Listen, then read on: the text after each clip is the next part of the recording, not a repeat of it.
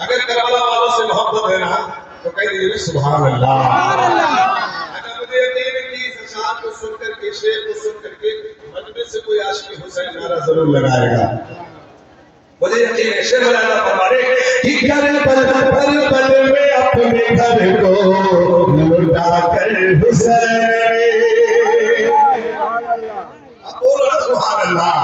Karbala में अपने घर को लौटा कर हुसैन ने, करबला में अपने घर को